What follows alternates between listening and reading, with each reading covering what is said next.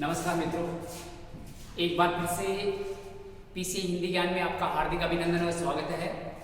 दोस्तों, आपका अपना YouTube चैनल पीसी हिंदी ज्ञान जो आप लोगों के लिए बहुत ही बेहतरीन कंटेंट प्रस्तुत कर रहा है, जिसमें हमने विभिन्न प्रकार की क्लासें डाल रखी हैं।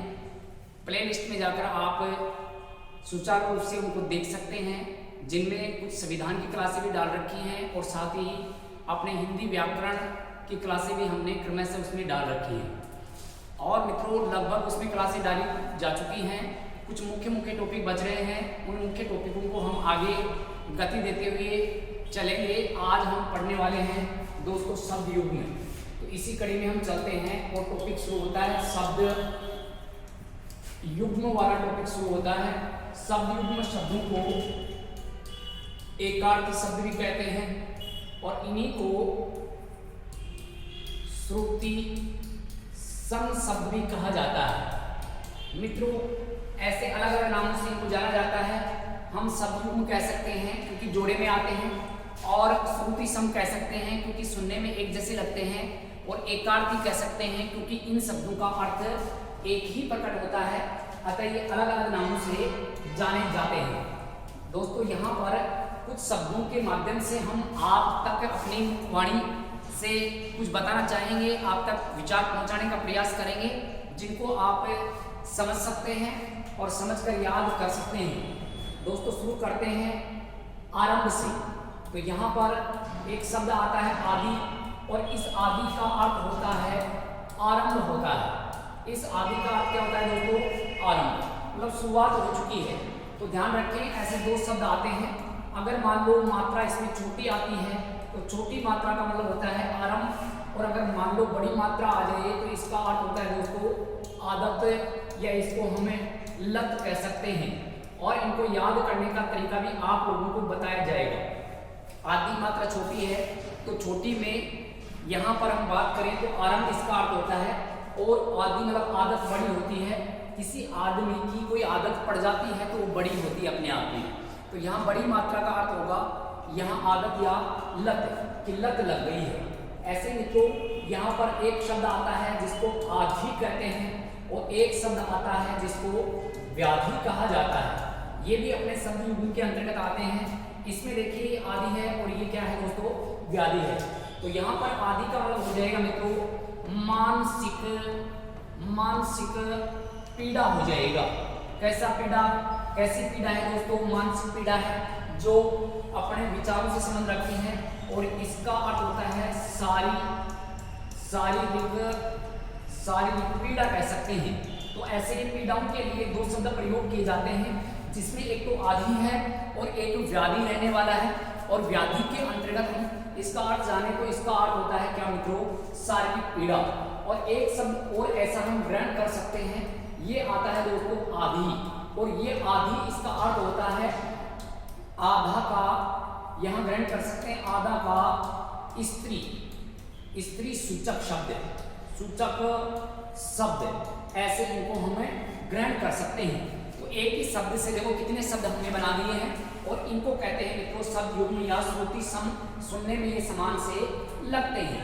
ऐसे हम चलें तो ये मित्रों अपने इसके अंतर्गत आते हैं। आदि शब्द के साथ ऐसे कितने ही शब्द बनते हैं। ऐसे शब्द, एक शब्द आता है दोस्तों यहाँ पर पानी शब्द आता है। अब ये पानी शब्द है, इसका अर्थ होता है दोस्तों क्या? हाथ रहने वाला है। और अगर मान लो इसमें मात्रा बड़ी कर दी जाए तो इसका अर्थ होता है क्या दोस्तों? जल रहने वाला है। इसका अर्थ क्या होता है? जल। तो पानी, ये भी दो शब्द ऐसे आते हैं जो कहीं ना कहीं हमें अलग अर्थ में लेके जाते हैं। ऐसे ही दोस्तों एक शब्द आता है जिसको विपण कहते हैं, और विपण दोस्तों बाजार के लिए प्रयोग करते हैं। विपण किसके लिए प्रयोग करते हैं? बाजार के लिए। तो विपण, और इसी विपण से बनता है दोस्तों क्या? विपणी बनता है। और इस विपणी में मात्रा कैसी आती है? छोटी आती है। तो बाजार के अंतर्गत हम देखें या बाजार में हम जाएं तो एक छोटी सी दुकान होती है। क्या होती है दोस्तों? दुकान।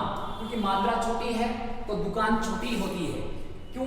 क्योंकि यहाँ पर अगर हम मात्रा बड़ी लगा देंगे तो बड़ी मात्रा का अर्थ हो जाएगा यहाँ पर विपणी, जिसका अर्थ बड़ा होगा। अर्थ कैसा होगा दोस्तों? बड़ा। मतलब यह है यहाँ इसका अर्थ हो जाएगा दुकान चलाने वाला, मतलब दुकानदार हो जाएगा। तो दुकान चलाने वाला बड़ा होता है क्योंकि वो दुकान को चलाता है, और दुकान होती है दोस्तों कैसे, छोटी होती है। तो छोटी में दुकान और बड़ी में दुकान चलाने वाला। और विपणन का अर्थ होता है मित्रों क्या, यहाँ पर बाजार रहने वाला है। ऐसे हम देखें तो कुछ शब्द आते हैं ये। इसी के अनुसार अन्य शब्दों की ओर चले तो यहाँ पर मित्रों अन्य शब्द जैसे लिखा हुआ है तरणी, इसमें आपको थोड़ा सा रखना है ध्यान। और ये तरणी शब्द भी महत्वपूर्ण रहने वाला है। एक तरणी जिसमें मात्रा छोटी है लेकिन इसका अर्थ बहुत बड़ा होता है। इस तरणी का अर्थ होता है मित्रों यहाँ पर अगर हम बात करें तो ये सूर्य के लिए आता है, क्योंकि मात्रा इसमें कैसी है मित्रों, छोटी, लेकिन अर्थ कैसा है, बड़ा। तो कुछ शब्दों को, ज्यादातर शब्दों में मात्रा बड़ी और उनका अर्थ भी कैसा होता है, बड़ा। लेकिन कुछ शब्द ऐसे ध्यान रख के हम याद करेंगे कि मात्रा छोटी लेकिन अर्थ कैसा है, बड़ा है। तो सूर्य के अर्थ में जाता है। और ऐसे ही दोस्तों ये तरणी लिखा है, ये नाव के अर्थ में जाता है। किस अर्थ में जाता है दोस्तों, नाव के अर्थ में जाने वाला है। ऐसा एक शब्द आता है जिसको हम तरुण कह सकते हैं, और तरुण कहते हैं पुरुष को। तरुण किसको कहते हैं दोस्तों, पुरुष को कहा जाता है। और ऐसे ही अगर आ जाए तरुणी, और तरुणी कहते हैं मित्रों स्त्री को कहते हैं, युवा स्त्री होती है उसको तरुणी कहा जाता है। और ऐसे एक शब्द आता है जिसको हम कहें तरु, और तरु आता है दोस्तों किसके लिए, पेड़ के लिए प्रयोग किया जाता है। तो देखिए एक जैसे शब्द हैं और कहीं न कहीं अलग अलग अर्थ में जा रहे हैं, तो ऐसे इनको हम ध्यान रख सकते हैं। मात्रा छोटी लेकिन अर्थ बड़ा, मात्रा बड़ी लेकिन अर्थ छोटा। तरुण पुरुष होता है और तरुणी स्त्री होता है, जबकि तरु एक पेड़ के लिए प्रयोग कर सकते हैं। तो ऐसे मित्रों यहाँ पर कुछ शब्द हुए ये। ऐसे ही मान लो एक शब्द आता है जिसको मरु कहते हैं, और मरु आता है दोस्तों मरुस्थल के लिए। किसके लिए आता है, मरुस्थल के लिए। लेकिन एक शब्द आता है मेरु, और मेरु आता है मित्रों यहाँ पर पर्वत के लिए आता है। किसके लिए आता है दोस्तों, पर्वत के लिए प्रयोग होता है। ऐसे एक शब्द आता है जिसको नावक कहते हैं, और ऐसे एक शब्द जिसको नाविक कहा जाता है। नावक शब्द ये डंक को कहते हैं। किसको कहते हैं दोस्तों, डंक को कहते हैं, ये डंक को कहा जाता है। तो ऐसे हम प्रयोग कर सकते हैं। डंक के लिए प्रयोग होता है नावक, जबकि नाविक एक मल्हार के लिए या नाव चलाने वाले के लिए प्रयोग कर सकते हैं, नाव चलाने वाला। तो ऐसे हम ग्रहण कर सकते हैं नाविक शब्द को, और ये होता है इसका अर्थ। ऐसे ही दोस्तों कुछ शब्दों के माध्यम से हम और आगे बढ़ते हैं, और यहाँ पर कई प्रकार के शब्द हमें देखने को मिलते हैं। जैसे दोस्तों कुट शब्द आता है, और एक आता है कूट। अब ये कुट शब्द है, ये कुट आता है दोस्तों कुटिया के लिए या झोपड़ी के लिए, या हम घर के लिए प्रयोग कर सकते हैं कि कुटिया में रहते हैं, ऐसे आप प्रयोग कर सकते हैं। लेकिन कूट तो चित्रकूट, चित्रकूट एक पर्वत का नाम है। तो यहाँ पर चित्रकूट अर्थात कूट का अर्थ होता है क्या दोस्तों, पर्वत होता है। तो यहाँ पर इनको हम देख सकते हैं। ऐसे दोस्तों एक शब्द आता है कुल, और इसका अर्थ होता है योग, और इसका अर्थ होता है क्या दोस्तों, वंश रहने वाला है। लेकिन इसी प्रकार एक शब्द आता है कूल, और कूल का अर्थ होता है दोस्तों किनारा। कूल का अर्थ क्या रहने वाला है, किनारा रहता है। ऐसे ही कुछ शब्दों में हम चलें, पुर, पुर का अर्थ होता है नगर के लिए प्रयोग किया जाता है।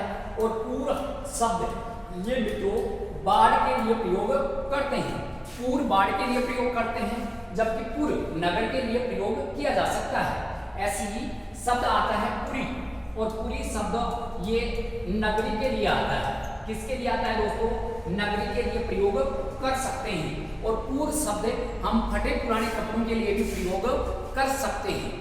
ऐसे कुछ शब्द जो कहीं न कहीं अलग अलग अर्थ में प्रयोग होते हैं, और इनको हम कहीं न कहीं काम में लेते हैं। ऐसे शब्द आता है कल, तो ये कारखाना के लिए भी प्रयोग कर सकते हैं।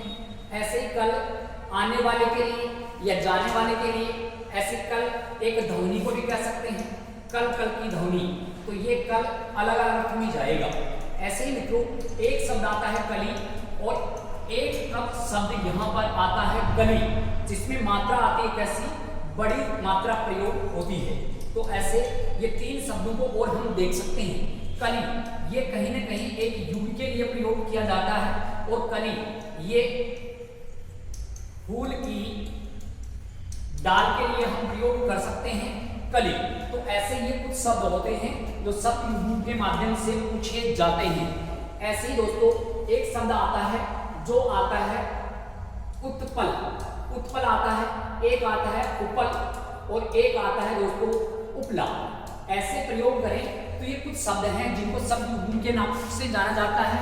उत्पल, उत्पल यहाँ कहीं न कहीं कोपल के लिए प्रयोग करते हैं। कोपल अर्थात उत्पल ये कहीं न कहीं फूल से जुड़ा हुआ है, जबकि उपल ये पत्थर से जुड़ा हुआ है।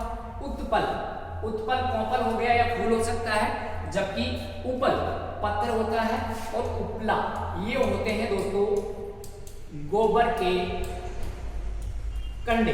गोबर के कंडे जो होते हैं, थापड़ी जो कहा जाता है देसी भाषा में, उनके लिए उपला शब्द क्या करते हैं दोस्तों प्रयोग किया जा सकता है। ऐसे ही शब्द अपने अलग अलग प्रकार से पूछे जाते हैं। ऐसे दोस्तों ग्रंथ आता है, और ये ग्रंथ कहीं न कहीं आगम के लिए प्रयोग कर सकते हैं, या कहीं न कहीं ग्रंथ पुस्तक के लिए हम प्रयोग कर सकते हैं। लेकिन ग्रंथि अगर मात्रा इसमें छोटी कर दी जाए तो ग्रंथि का अर्थ होता है दोस्तों पाठ होता है, और इसी शब्द को ग्रंथि बड़ी मात्रा जोड़कर अगर हम लिखते हैं तो ये होता है अर्थ पाठ करने वाला। पाठ करने वाला ग्रंथि होता है। ग्रंथ एक पुस्तक को ले सकते हैं, या ग्रंथि जिसमें मात्रा छोटी तो पाठ छोटा है, और ग्रंथि मात्रा बड़ी तो पाठ करने वाला होता है मित्रों कैसा बड़ा होता है। ऐसे ही दोस्तों एक शब्द आता है जिसको अक्षी कहा जाता है, और ऐसा एक शब्द जिसको अक्षी कहते हैं। इस अक्षी में मात्रा छोटी है, और इसका अर्थ होता है दोस्तों क्या आंख रहने वाला है, और यह अक्षी, इस अक्षी का अर्थ होता है दोस्तों क्या आंखों वाली। इसका अर्थ होता है क्या मित्रों आंखों वाली रहने वाला है। और एक शब्द होता है ऐसा ही अक्ष जिसका अर्थ होता है धूरी। इसका अर्थ दोस्तों क्या रहने वाला है धूरी रहने वाला है। ऐसे ही विभिन्न प्रकार के कहीं न कहीं शब्द हमें देखने को मिलते हैं। कृत का मतलब होता है किया हुआ, किया हुआ होता है उसको हम कहते हैं कृत। लेकिन ऐसे ही कुछ शब्द और आते हैं जो कहीं न कहीं इनसे जुड़े हुए हैं। कृति, कृति मात्रा छोटी तो रचना होती है छोटी, क्योंकि रचना छोटी होती है और रचना जो करता है, रचना जो लिखता है वो होता है बड़ा। तो यहाँ पर कृति बड़ी मात्रा आ जाए तो रचना कार इसका अर्थ रहने वाला है। तो कृत किया हुआ, कृति रचना, और कृति यहाँ पर अगर मान लो बड़ी मात्रा का प्रयोग करते हैं तो रचनाकार इसका अर्थ रहने वाला है। ऐसे हम आगे करें तो ऐसे ही कुछ शब्द और आते हैं जो लिखा हुआ है सुधी, और ऐसे ही मान लो सुधी, ये दो मात्राएं जिसमें एक छोटी और एक क्या है बड़ी मात्रा रहने वाली है। इस सुधी का अर्थ होता है दोस्तों क्या याद रहता है, और इस सुधी का अर्थ होता है याद करने वाला अर्थात विद्वान रहने वाला है। तो ये सुधी सुधी ये भी कहीं न कहीं अलग अर्थ में जाने वाला है, जो कई बार ऐसे ये पूछा जाता है। ऐसे हम बात करें तो यहाँ पर एक शब्द आता है जिसको वदन कहते हैं, और एक शब्द आता है जिसको बदन कहा जाता है। वदन का अर्थ होता है दोस्तों मुख होता है, और बदन का अर्थ होता है क्या शरीर होता है। वदन और बदन, ऐसे एक शब्द आता है जिसको व्यंजन कहा जाता है, और एक शब्द जिसको व्यंजन कहते हैं। व्यंजन एक वर्ण के लिए आता है, या फिर हम पकवान के लिए प्रयोग कर सकते हैं। और व्यंजन, व्यंजन शब्द एक किसके लिए आता है तो ये आता है दोस्तों पंखा के लिए। पंखा चलाते हैं उसके लिए ये प्रयोग किया जाता है। तो ऐसे विभिन्न प्रकार के शब्द जो कहीं न कहीं शब्द युग्म के नाम से जाने जाते हैं, जो आपके सामने कहीं न कहीं लिखे हुए हैं, विभिन्न प्रकार से इनको जाना जाता है। ऐसे ही हम बात करें तो एक शब्द आता है जिसको हम सलील कहते हैं, सलील, और एक शब्द जिसको हम कहते हैं सलील। ऐसे ही दो शब्द हैं। सलील मात्रा छोटी है तो बिल्कुल पानी छोटा होता है, और मात्रा बड़ी है तो पानी को धारण करने वाली नदी बड़ी होती है, और इसमें मात्रा कौन सी प्रयोग होगी बड़ी मात्रा का क्या करेंगे दोस्तों प्रयोग करने वाले हैं। ऐसे मान लो दोस्तों शब्द लिखा हुआ है इति, और एक शब्द लिखा हुआ है इति। तो यहाँ पर इति इतिहास में प्रयोग करते हैं, अर्थात जो समाप्त हो चुका है, समाप्त होने वाली घटना जिस ग्रंथ में मिलती हैं उसको इतिहास कहते हैं और यहाँ पर समाप्त ये हो जाएगा। लेकिन ये इति, इसको हम देवीय आपदा कह सकते हैं। देवीय आपदा जैसे भूकंप आ गई तो इति होती है, बड़ी मात्रा लगी है तो उसको देवीय आपदा के अंतर्गत रख सकते हैं और छोटी मात्रा को हम कहीं न कहीं इसके अंतर्गत रख सकते हैं। ऐसे ही मित्रों एक शब्द आता है जिसको हम शिखा कह सकते हैं। ऐसे ही मान लो एक शब्द जिसको शिखर कहते हैं, एक शब्द जिसको हम शेखर कह सकते हैं। ऐसे ही अगर हम बात करें तो एक शब्द जिसको हम क्या कह सकते हैं, शाखा कह सकते हैं। तो ये शब्द भी कहीं न कहीं जुड़े हुए हैं। शिखा, शिखा और यहाँ पर शिखर दोनों का अर्थ रहने वाला है दोस्तों क्या, चोटी रहने वाला है। जो ऊंची चोटी है उसके लिए शिखर या शिखा प्रयोग कर सकते हैं। लेकिन शेखर शब्द है ये मस्तक के लिए आता है, ललाट के लिए प्रयोग किया जाता है। और शाखा शब्द है ये टहनी के लिए प्रयोग कर सकते हैं। तो ऐसे मित्रों ये कुछ शब्द हैं जो कहीं न कहीं अपने एक दूसरे से जुड़े हुए हैं। तो ये शब्द शिखा, शिखर, शेखर और शाखा ये अपने कहीं न कहीं अलग अलग अर्थ में जाते हैं और यहाँ पर इनका अर्थ अलग अलग आपके सामने लिखा हुआ है। एक शब्द आता है वेश्या और एक शब्द आता है वैश्या। यहाँ पर ये दो शब्द भी कई बार एग्जाम में पूछे हुए हैं। वेश्या का अर्थ होता है यहाँ पर हम कर सकते हैं नगर वधू, नगर वधू के लिए प्रयोग कर सकते हैं। और वैश्या एक वर्ण आता है, दो मात्रा आ जाए तो वहां पर एक वर्ण विशेष के लिए प्रयोग करते हैं। और मात्रा अगर मान लो छोटी आ जाए तो यहाँ पर मात्रा एक आ जाए तो वहां पर नगर वधू और मात्रा दो आ जाए तो दो मात्राओं के लिए हम प्रयोग करते हैं। तो ये किसके लिए आता है, वर्ण के लिए प्रयोग होता है। ऐसे मित्रों अगर हम बात करें तो ये शब्द कहीं न कहीं जुड़े हुए हैं। ऐसे ही अगर हम आगे की ओर चलें तो यहाँ विभिन्न प्रकार के शब्द हमें देखने को मिलेंगे जो कहीं न कहीं अपने एग्जाम के दृष्टिकोण से महत्वपूर्ण माने जाते हैं। आगे इसी कड़ी में हम चलें, दो शब्द आते हैं, एक तो आता है दोस्तों इंदिरा और एक आता है इंदिरा। तो यहाँ पर ये शब्द भी काफी बार पूछे हुए हैं, इंदिरा। तो ये तो दोस्तों होता है इंद्राणी के लिए और ये इंदिरा ये होता है किसके लिए, लक्ष्मी के लिए प्रयोग होता है इंदिरा। तो आप आगे अनि लगाकर इंद्राणी कर सकते हैं और एक लगा हुआ है यहाँ पर छोटी मात्रा इंदिरा के साथ में। तो ये रहने वाला है किसका दोस्तों, लक्ष्मी का। यहाँ पर ये पर्यायवाची रहने वाला है। ऐसे हम बात करें तो कहीं न कहीं ये एक दूसरे शब्दों से जुड़े हुए हैं। ऐसे ही मित्रों एक शब्द आता है जिसको उपधान कहते हैं, एक शब्द आता है जिसको अपिधान कहा जाता है, एक शब्द आता है जिसको परिधान कहते हैं, परिधान, और एक शब्द आता है जिसको अपिधान हो गया। ठीक है, तो यहाँ पर उपधान, उपधान का अर्थ होता है दोस्तों तकिया होता है। क्या होता है दोस्तों, तकिया।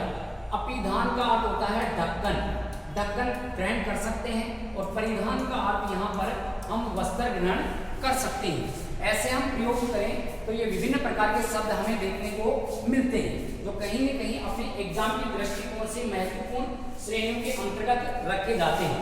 ऐसे हम चले तो ये शहर ये आता है दोस्तों नगर के लिए और एक आता है यह शहर और ये आता है सुबह के भोजन के लिए। तो सुबह के भोजन के लिए आए तो श्रप वाला स है और शंकर जी वाला स आए तो ये कहीं न कहीं नगर विशेष के लिए प्रयोग होने वाला है। तो ये सुबह का भोजन, सुबह का जो भोजन होता है उसके लिए ये शहर प्रयोग करते हैं। ऐसे ही मित्रों विभिन्न प्रकार के शब्द जैसे लिखा हुआ है यहाँ पर मरीची लिखा हुआ है। ऐसे मित्रों एक लिखा हुआ है ये मरीची, एक लिखा हुआ है मान लो यहाँ पर मारीची लिखा हुआ है और एक लिखा हुआ है दोस्तों मारीच लिखा हुआ है, एक लिखा हुआ है क्या दोस्तों मारीच लिखा हुआ है। तो ऐसे चार शब्द हैं जो ये भी कहीं ना कहीं पूछे जाते हैं। मरीची, मरीची ये कहा जाता है दोस्तों किरण के लिए प्रयोग करते हैं, जबकि मरीची बड़ा सूर्य होता है और सूर्य से निकलती है किरण जो छोटी होती है। ऐसे मारीच ये माया के लिए प्रयोग किया जाता है और मारीच, मारीच लिखा हुआ है ये एक राक्षस के लिए प्रयोग, राक्षस के लिए प्रयोग कर सकते हैं। ऐसे हम बात करें तो कहीं न कहीं ये अपने सभी उनसे जुड़े हुए माने जाते हैं। तो ये कहीं न कहीं अपने एग्जाम के दृष्टिकोण से महत्वपूर्ण माने जाते हैं। ठीक है मित्रों, मिलते हैं अगली क्लास के साथ में, तब तक के लिए अपने मित्र को दीजिए इजाजत। शॉर्ट क्लास के साथ ही आज आपसे मिलेंगे। जय हिंद, जय भारत।